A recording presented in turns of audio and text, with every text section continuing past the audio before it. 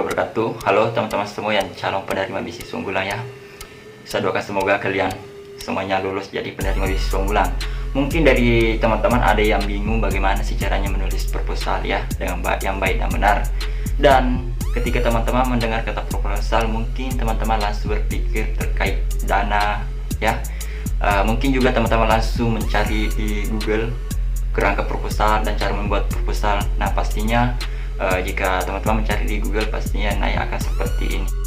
Ini adalah contoh kerangka proposal secara umum ya teman-teman. Kalau di beasiswa unggulan kita tidak bisa seperti ini karena ukuran filenya terlalu besar nantinya. Karena di beasiswa unggulan itu kita dibatasi dengan ukuran file ya. Kita tidak boleh memiliki file yang ukurannya sangat besar.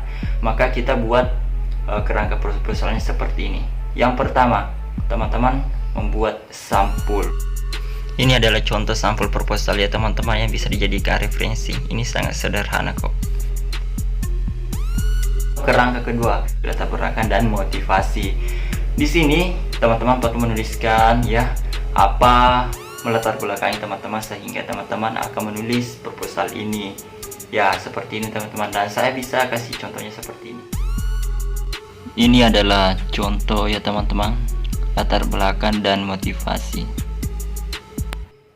Kemudian selanjutnya adalah tujuan.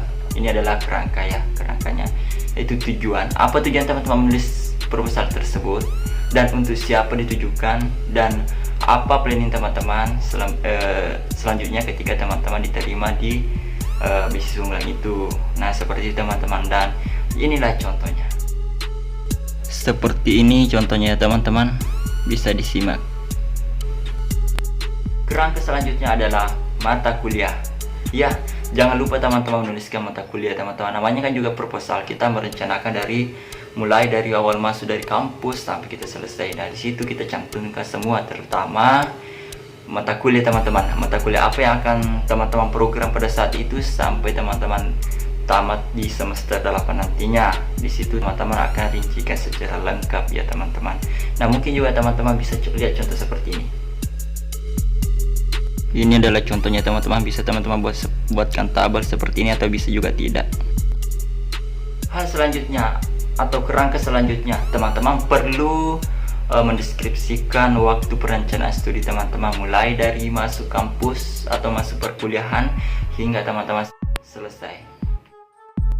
Contohnya seperti ini teman-teman, bisa dijadikan referensi ya teman-teman.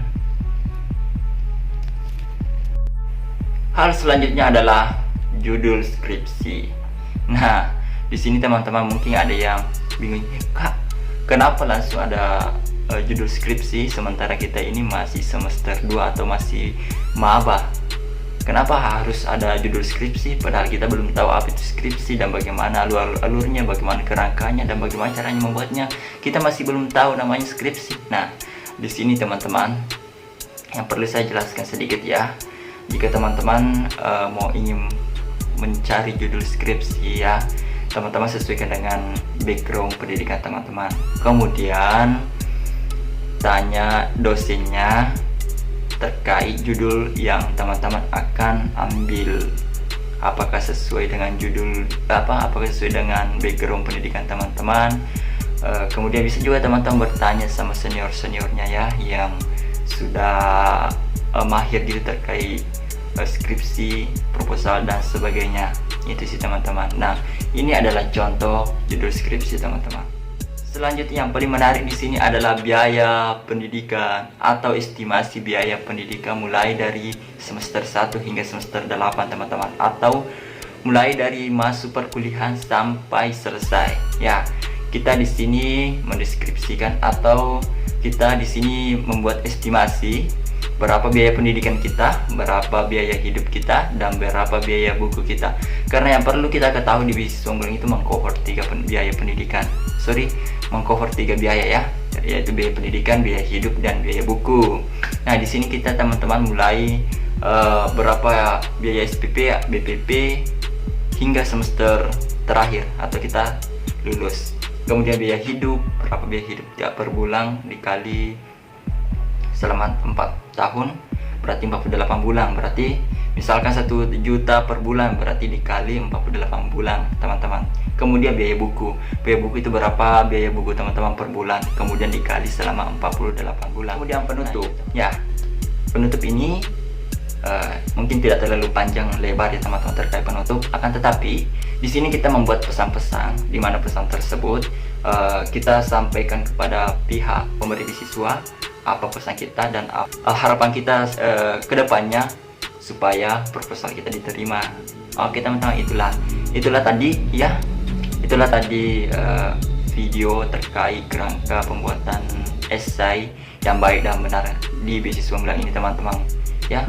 Itu versi saya pribadi ya, karena itu saya buat sesuai dengan pengetahuan saya, karena sesuai dengan pengalaman saya sebelumnya seperti itulah proposal saya teman-teman ya.